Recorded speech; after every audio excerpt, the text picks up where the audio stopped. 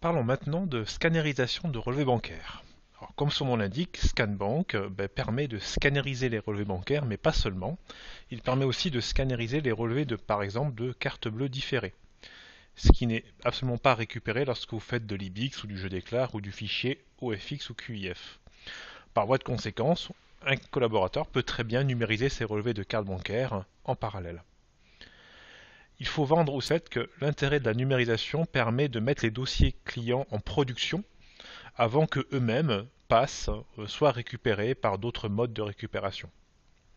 L'avantage de la numération aussi permet de ne pas avoir de coût, c'est-à-dire que il n'y a pas besoin d'accord client, il n'y a pas de coût engendré, puisque la plupart du temps, les cabinets disposent d'un scanner, souvent des copieurs réseau, ils ont les relevés bancaires, donc ce qui leur permet effectivement d'utiliser la numérisation de relevés pour faire du gain de productivité sur la saisie. Alors bien entendu, logiquement d'ailleurs, hein, on ne scanne pas des relevés où il y a 3 lignes par page, hein, aucun intérêt bien sûr. Évidemment, c'est forcément moins productif que faire de l'EDI, qui est beaucoup plus industriel, mais n'en demeure pas moins que sur un dossier volumineux, on va toujours plus vite à saisir des relevés par le biais du scan. Euh, Évidemment, le scannerisation de relevés associé à la codification automatique, parce que c'est très packagé, hein, c'est la somme des deux qui fait qu'on va plus vite qu'en saisie manuelle. Donc bien mettre en avant l'intérêt de la numérisation pour ScanBank, donc, ce qui peut être un mode de récupération d'appel pour les futurs modes de récupération comme je déclare ou IBIX qui peuvent se mettre en place dans le temps. Alors, si le client souhaite voir à quoi ressemble la numérisation de relevé bancaire, et aussi pour vous, de manière à ce que vous sachiez dont on parle, il faut bien expliquer au client que Scan dispose d'une base de programme de reconnaissance qu'on appelle format bancaire, donc il n'y a pas de paramétrage à faire de la part du collaborateur. Cette base de format bancaire, elle est soumise à mise à jour et vous la retrouvez dans les paramètres dossier en cliquant sur l'icône dossier. Puis dans l'onglet ScanBank, là où il y a le RIB pour IBIX et je déclare, vous avez ici en fait une rubrique qui s'appelle Scannerisation et un menu déroulant. Et ici vous avez une liste de formats bancaires, alors c'est une sélection. Alors évidemment, vous avez vu que nous avons des images TIFF du format Crédit Mutuel A4 2009. Hein, rappelez-vous, je vous avais donné le format correspondant. Dans mon cas ici, je l'ai bien. Donc n'hésitez pas à montrer au client que, en cliquant sur le petit plus ici, ScanBank dispose de toute une liste de formats bancaires hein, qui correspondent en fait à des structures de relevés papier. Et parmi ces formats-là, vous avez également les relevés de carte bleue. Par exemple, ici, vous avez les formats LCL. Voilà, vous avez ici les relevés bancaires, et puis vous avez un petit peu plus bas les relevés de cartes bancaires qui sont ici. Donc la liste qui est à gauche est la liste globale qui est soumise à mise à jour, et la liste à droite c'est une liste qui est commune à toute la base ScanBank du cabinet. Donc si jamais vous n'avez pas le CMUT A4 2009 qui correspond à vos images de relais bancaires, n'hésitez pas à aller chercher directement le format à gauche en tapant CMUT et vous prenez bien le CMUT A4 2009. Vous double-cliquez dessus, il doit passer à droite. Voilà. Donc ça c'est pour la partie pré-paramétrage, donc de mettre en avant l'intérêt de la numérisation qui ne demande pas de travail conséquent. Et bien évidemment, cette phase de paramétrage, d'apprentissage est vue en formation ScanBank. D'ailleurs, on va dire que 90% des formations ScanBank se font forcément sur la numérisation de relevés, puisque nous avons forcément de la matière le jour de la formation. Souvent avec des fichiers Quicken Money, si des collaborateurs du cabinet ont des codes d'accès par exemple.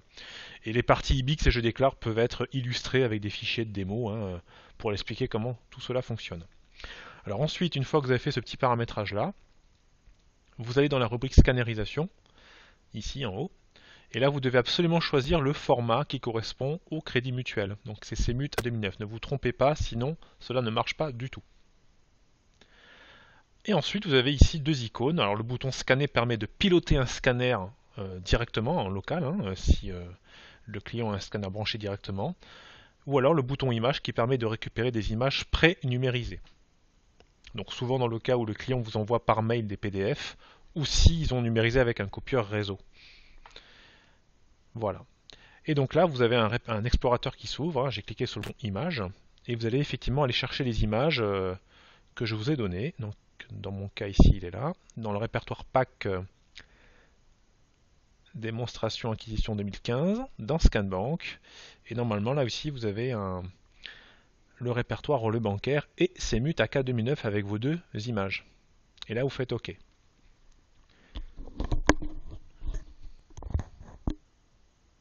Voilà. Donc, vous voyez, il m'affiche le chemin avec mes deux fichiers TIFF qui correspondent à mes deux pages de relevé. Alors attention, ce chemin, une fois que vous aurez fait votre première démo, ce chemin va être mémorisé pour la fois suivante sur votre poste.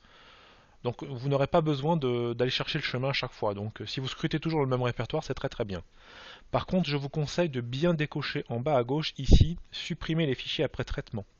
Si vous la laissez cocher, et elle est cochée par défaut, une fois que vous aurez intégré les deux images et que ça sera OC, donc reconnu, les deux fichiers peuvent être supprimés. Donc faites attention parce qu'effectivement, si vous faites d'autres démos par la suite, forcément, vous n'aurez plus les images. Donc décochez bien cette option-là.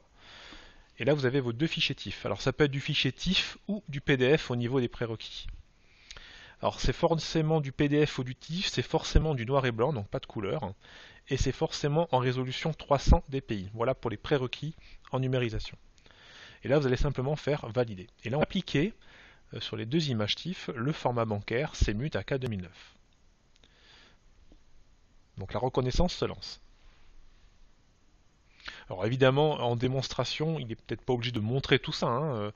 Il peut y avoir la plupart du temps, lorsqu'on fait une démonstration, souvent l'expert comptable a plutôt envie d'être rassuré, d'avoir besoin de confirmation. Donc si vous maîtrisez un petit peu le scan et que vous maîtrisez cette partie-là avec ces images-là, vous pourrez aisément le montrer à votre client. Voilà. Le piège évidemment, c'est d'intégrer des images de ses propres relevés à lui. Là effectivement ça peut se compliquer. Alors petite explication rapide évidemment, qui dit numérisation dit reconnaissance de caractère. Donc ce n'est pas une science exacte la reconnaissance de caractère, donc il peut subsister des erreurs de reconnaissance. Qui peuvent être liées à la qualité de l'image, aux annotations qu'il peut y avoir. Donc voilà pourquoi, quand on numérise un relevé bancaire, il est préférable de scanner des originaux et qu'il n'y ait pas d'annotation parce qu'effectivement ça peut fausser le résultat. Mais partons du principe qu'il y en a toujours, et d'ailleurs ScanBank l'a vu qu'il y avait des erreurs de reconnaissance, hein, puisque j'ai ici un petit drapeau rouge qui me dit qu'il y a des erreurs de reconnaissance. Pourquoi il me dit ça? Tout simplement parce qu'il a détecté sur le relevé le solde initial, les débits crédits, et le solde final, et il fait son équation. Si l'équation n'est pas juste, c'est qu'il y a une erreur quelque part. Donc ce qui est bien, c'est de montrer au client comment ça se déroule. Hop, vous cliquez sur le petit message relevé optimisé, et là vous avez votre image de relevé en haut, et le résultat de la reconnaissance en bas. Voilà. Et donc là du coup, on n'a pas besoin du relevé papier, on a tout devant les yeux. Alors première chose à vérifier, hein, c'est de vérifier le solde initial. Hein. Vous voyez, monsieur le client, que les 20 325,05, il les a bien reconnus. Le solde final qui est sur la deuxième page, parce que c'est un relevé de deux pages que nous avons ici. Donc ici vous avez la page 1, et on peut à la page 2 en augmentant ici, et de descendre sur la page 2 en bas, vous voyez.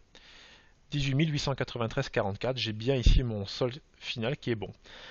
Et vous marquez en bas à gauche un écart d'erreur de 300,06 € qui explique mon drapeau rouge, ce qui veut dire qu'il y a 300,06 € d'erreur, qui peuvent être sur un montant en particulier ou quelques montants. Donc, ce qui veut dire qu'il y a un petit travail de pointage à faire sur la partie numérisation qui n'existe pas forcément lorsqu'on fait de la récupération d'EDI, c'est-à-dire par IBIC, je déclare, donc il y a toujours une phase de contrôle. Alors ce qui est intéressant, c'est quand il y a du volume d'écriture, il faut se dire que tout est présaisi. Les dates, les libellés, les montants sont pour la plupart présaisis. Il n'y a juste qu'un travail de contrôle rapide. Ce qui fera gagner du temps sur un dossier comme ça, c'est toute la partie derrière d'imputation automatique. Donc c'est présaisi par la reconnaissance, et en même temps le coup d'accélérateur va être donné par la codification automatique. Donc en fait c'est très visuel, hein. Il suffit de montrer au client que vous voyez en descendant, alors moi j'utilise le bouton entrée, hein, c'est plus pratique, vous restez dans votre colonne des montants, et en fait vous voyez ça se défile tout seul. Vous avez en jaune sur l'image la zone que ScanBank est censé reconnaître, et en bleu le curseur dans la grille en bas, ce qu'il a réellement reconnu. Et donc auquel cas, s'il y a une erreur, il suffit de la corriger. Alors, les deux images que je vous ai données ne sont pas anodines, hein. Il n'y a qu'une seule erreur sur le relevé, hein, je vous montre où c'est. Il suffit de descendre très rapidement. L'erreur est ici, en fait. Et vous voyez que il a mal lu la date et il a mal lu le montant à cause de certainement une pliure qui l'a empêché de bien lire. Et du coup, ça inquiète pas trop le client, il voit que c'est normal qu'il y ait des erreurs. Donc, il suffit simplement de corriger le montant pour rendre le relevé cohérent. Et vous allez voir que mon écart en bas à gauche devient à 0, ce qui veut dire qu'il n'y a strictement plus aucune erreur de montant sur l'ensemble des deux pages. Alors, sans rentrer dans les détails, vous pouvez expliquer au client que, vous verrez avec le formateur, il y a plein de touches de raccourci à connaître par cœur qui permettent d'accélérer ce processus de contrôle. Voilà. Tout est présaisi, date, libellé, montant. Ça va s'intensifier grâce à la codification automatique. Donc, au final, on va forcément plus vite en saisie par le scan qu'en saisie manuelle. Très important. Évidemment, on va plus vite en EDI, ça va de soi. Alors, là, je vous ai donné des relevés bancaires qui datent de 2009. Je me sers toujours de cela en démo. Souvent, les collaborateurs font pas attention. Ils n'ont pas vu que c'était du 2000. Tout simplement parce que j'ai scanné mes relevés sur un exercice 2015. Donc, ce qui ne devrait jamais arriver. Alors, dans ces cas-là, si vraiment le client vous pose la question, mais pourquoi y a-t-il 2015 alors que c'est un relevé de 2009 ? Il suffit de lui dire ça, ce qui est normal. Désolé, ce sont des vieilles images, mais pour autant, j'ai scanné des vieux relevés sur un exercice en cours. Alors si jamais vous voulez vous rendre cohérent d'ailleurs, relevé, alors déjà ici il ne faut pas mettre 4 avril parce que vous voyez ça ne peut pas être le 4 avril, c'est forcément le 14. Il suffit simplement de modifier la date. Comme ça on ira au bout des choses. Vous mettez bien 2015. Voilà, le relevé est tout à fait cohérent. Donc pour Scanbank c'est du 2015 parce que c'est pas normal que ce soit du 2009. Donc c'est logique. Une fois que c'est fini, vous cliquez sur le bouton liste en haut pour ressortir, voyez. Et là du coup mon relevé est cohérent. Il n'y a plus qu'à cliquer sur le bouton enregistrer qui va permettre de transformer le résultat de la reconnaissance, donc le texte, en écriture comptable. Voilà, et automatiquement le relevé qui a été vérifié disparaît de ma liste des relevés en attente. Il n'y a plus qu'à cliquer sur le bouton quitter. Et mes écritures apparaissent là. Et en fait, là on tombe dans le tronc commun de Scanbank, c'est-à-dire codification automatique.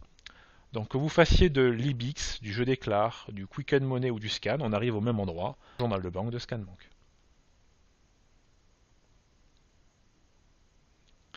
Donc là, il est de bon ton d'expliquer au client que tout ça vous sera expliqué en formation, dans la journée de formation, qu'il peut scanner, il peut très bien récupérer en EDI, donc IBIX, je déclare ses relevés bancaires, mais en parallèle, s'il le souhaite, de scanneriser des relevés de carte bleue, notamment. Pas besoin de rentrer dans les détails au niveau commercial. En montrant tout ça, si le client a un petit peu de temps et qu'il vous fait venir, c'est toujours plus concret et beaucoup plus directif. Le client se sent plus rassuré parce que vous savez de quoi vous parlez et vous savez manipuler, pas forcément à 100%, mais en tout cas, il voit que vous maîtrisez le produit, que donc c'est assez sécurisé. Alors n'oubliez pas, à chaque fois que vous avez fini votre démo, de supprimer vos écritures par le bouton effacer, histoire de faire un petit peu de ménage. L'autre solution étant aussi d'importer le fameux fichier demoic.zbk, si vous vous rappelez, dans une vidéo précédente, en passant par le menu outils, import dossier. Donc voilà pour le scan. Donc c'est vraiment le mode de récupération qu'on voit en primeur lors des formations Scanbank. Donc c'est un passage obligé. Même si des cabinets refusent de faire du Scanbank et de la numérisation, ils le verront forcément en formation parce que on ne peut pas ne pas scanner, tout simplement. Encore une fois, il n'y a pas de coût, il n'y a pas de démarche à faire auprès des banques. Ils ont tous un scanner. Certes, le collaborateur est tributaire du client, puisque le client, s'il met toujours du temps à déposer les relevés bancaires, papier, effectivement, perd du temps. Mais c'est pas moins bien que ce qu'ils connaissent au jour d'aujourd'hui.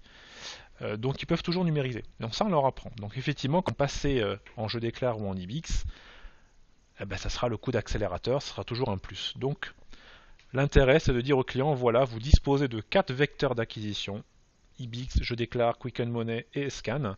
À vous de jongler avec les 4. Voilà. Donc il n'y a pas d'excuse à ne pas faire démarrer Scanbank dès le lendemain de la formation. Vous précisez bien que le jour de la formation sur Scanbank, on travaille sur leur dossier. Nous travaillons en présentiel sur leur dossier, donc pas sur des dossiers de démo. Donc ils seront contents d'apporter leur propre relevé papier même pour les numériser, même si au départ ils ne souhaitaient pas le faire. Voilà pour la partie numérisation.